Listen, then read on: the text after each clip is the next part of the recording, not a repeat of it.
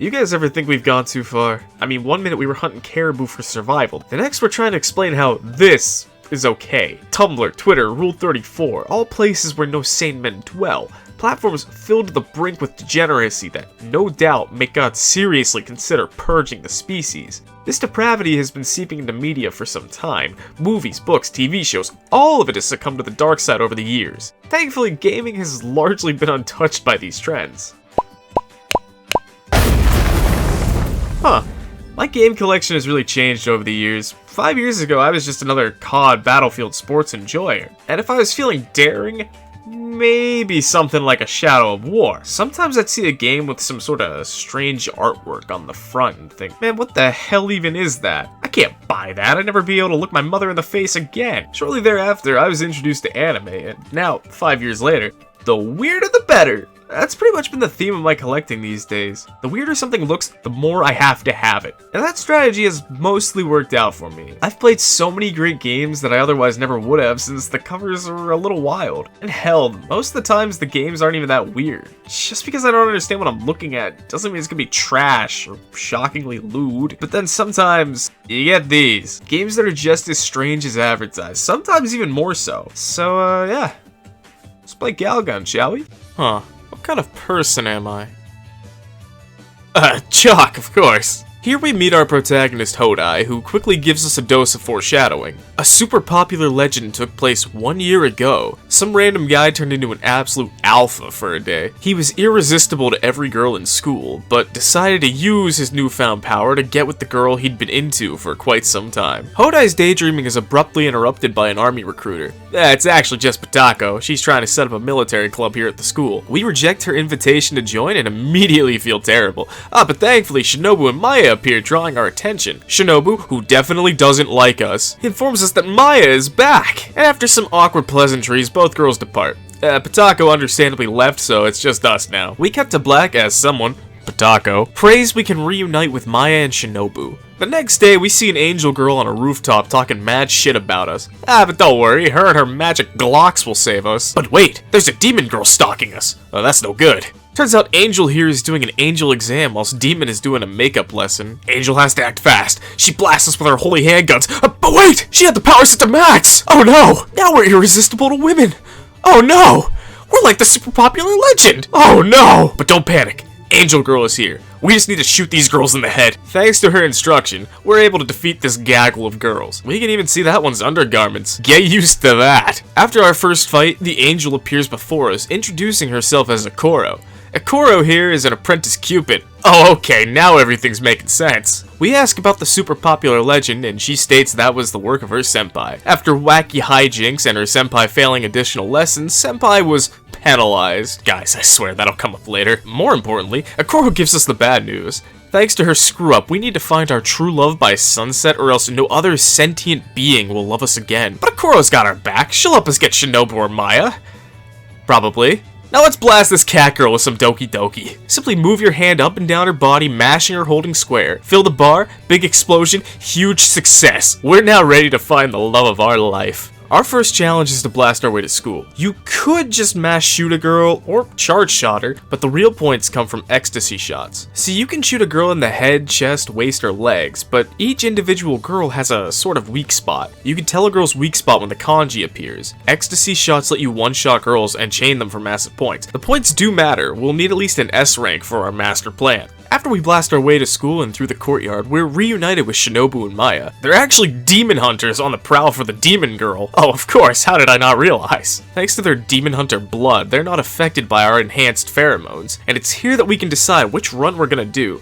Initially, you can only do the Shinobu or Maya routes. Once we pick a route, we chase said girl and try to blast her with a Doki Doki field. However, they have a guardian on their side, and we cannot beat their sheer power of will. We're then forced into a dialogue selection. These come up fairly often, and getting the right choice is crucial. Messing up too many times will leave us stranded at the altar. No love for Hodai ever again. Most unfortunate. We finally get to see the fully fledged menu screen. We can see our score for this run, our currency total, and Hodai's stats. These stats can be influenced by items or by the type type of girls we doki doki. When we go to chapter select, we can see what stages are available and some new messages. These are requests from the female student body. These range from find my volleyball to what cup size is the class president rocking. To find out, we need to use the nifty zoom feature. These white sparkles are items for the requests, and if we stare long enough at a girl, we can learn her proportions. Throughout the stages, we can also discover student IDs. Shoot these whenever you can. They give us a brief synopsis of the corresponding girl in the collection mode. A really cool feature I want to highlight quick is the so-called panic button. Are you worried that your mom, roommate, wife, or prophet could walk in on you playing?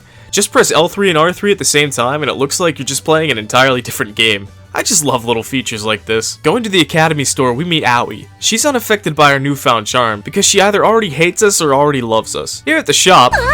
Whoops, I bumped the touchpad. Here at the shop, we can purchase upgrades for our HP and shooting abilities, additional cameras for Doki Doki mode, plus items to change the stats on our character sheet. I do want to mention the angel teardrops we can buy later. They make the girl's clothing more see-through. Great! I accidentally bought them once and I've never felt like more of a scumbag. But most importantly, we can donate to Love Hearts, Aoi's band. Each time we donate, we get a unique cutscene with Aoi, until finally...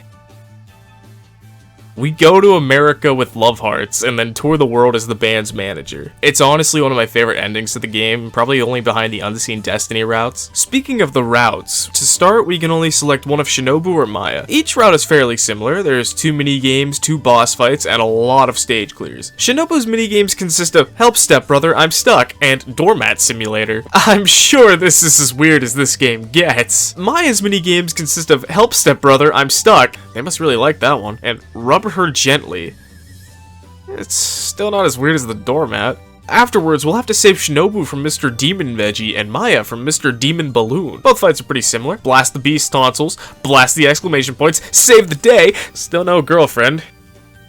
But no worries, just blast your way to the park at sunset, and assuming you've got their affection bars high enough, we find ourselves at the final showdown. Hodai versus Shinobu / Maya. In Maya's arsenal are paper shuriken and Hodai dolls. Shinobu has a mini Uzi and a rocket launcher.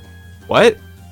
Just blast the girls whenever you can and you'll win. What follows is the boss's second form, the Doki Doki field. Simply move up and down the girl, blasting her wherever the kanji is biggest. If pink hearts appear, great, you found a weak spot. Blast the hell out of it. She may try to cover herself, so blast somewhere else until she stops. You can cop out when the bar is 50% full, but if you want the true ending, you have to max it. Upon completion of the Doki Doki field, congratulations, you've done it. You rockstar. You successfully acquired us, Hodai, the love of our lives. Now, if you want the true ending of these girls' routes, you need 100% affection, an S-rank score, and fill the bar in the Doki Doki field. Getting all the true endings will be crucial later on. Now I know what you're thinking. Why do I have to choose between Shinobu and Maya? They're both great. Well, great news, friend. Introducing the Sisters route, featuring epic moments like the fusion dance and fan service. This is pretty fucking weird, dude. I'm not even gonna lie. We have another Mr. Veggie fight, and a final fight against both girls this time. Shoot 'em up, Doki field, and boom! Both sisters acquired. GG no re. Man, meeting the demon hunting clan is gonna be pretty awkward, huh? Now, I know what some of you are thinking. Hey, Koro's pretty epic, and Corona's kinda cute. If only there was a way for us to end up with one of them. Well, good news, you freaks. The I don't know route exists. In this route, we cast Shinobu and Maya to the wayside and focus on helping Akoro track down Corona. After quick bouts with Shinobu and Maya, we team up with Corona to help her pass demon school. It's at this point we can decide which girl we want, angel or demon. Picking Akoro as right will lead us to stealing our schoolmate's panties and another fight with Mr. Demon Balloon. By helping a demon, Akoro has been corrupted by bad demon juju, so we have to put her down pretty quick. Same as the Shinobu and Maya's fight, except Akoro flies, making it kinda tricky to hit her. But GG, we've secured our angel girl. Now on to the demon. Select Poke Me with the Demon Spear first to begin the route. No panty thieving this time. Just need to save our senseis from the root pack and Akoro from that balloon fuck. Akoro convinces Corona to poke us with her spear, only discovers she lost it.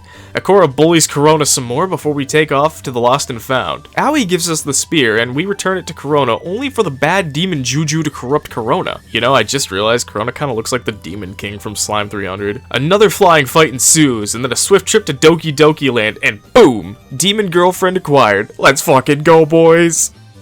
Was that? You want both at once. Nothing's ever good enough for you, is it? Fine, let's back up a sec. Remember when we took off to the Lost and Found? You actually get a choice here, and if you pick Help Me Okoro, you'll enter the Potako route. Through the random power of bullshit, Potako regains her angel powers and is here to save the day once and for all. Just make the selection, I need to find a girlfriend today, and a boss fight with Potako ensues. Blast her back to Earth, and then Phase 2. That damn Doki field. All our training from previous runs has led to this moment. Max that bar out and the ultimate prize is yours. An angel girl and a demon girl at the same time. Life doesn't get any better than this. Or does it? See, we've been blasting our way through a ton of girls along the way, and I'm sure you asked yourself, why not the cat girl? Why not class president? Why not the hot teacher? Well, why not? Assuming you've gotten all the true endings, the reward for your efforts is the Unseen Destiny route. In this route, we cast Shinobu, Maya, Okoro, and Corona aside and focus on the background girls. You can see a girl's preferences and buy items to match your stats. Find your girl in a level and blast her with the Doki Doki mode whenever you can. 2 or 3 times should do the trick. Once you max their affection meter, you can skip straight to the end. Basically, we go around school all day looking for the one when a mysterious letter appears in our bag. It tells us to be at the rooftop at sunset. I wonder who it could be. But alas, Corona makes her final stand. A final fight with the floaty boy ensues. After a swift victory, our chosen dame confesses her feelings to us. We reciprocate and it's Doki Doki time once more. Max the bar and boom! A final cutscene ensues where we secure our romantic future and Okoro dips. The Unseen Destiny route is easily the best part of this game. Amidst a cesspool of degeneracy, Unseen Destiny is our oasis filled with wholesomeness. Not every girl looks unique, but they all feel unique. Each of the girls' confessions felt entirely different. Some are really weird, some are concerning, but overall they're just incredibly wholesome. It's such a breath of fresh air from all the debauchery we'd been through. Some of the highlights for me were Mai, the twins, and Karaoke Girl, though there are plenty more that I enjoyed and almost none that I didn't vibe with. Looking at you, you little freak.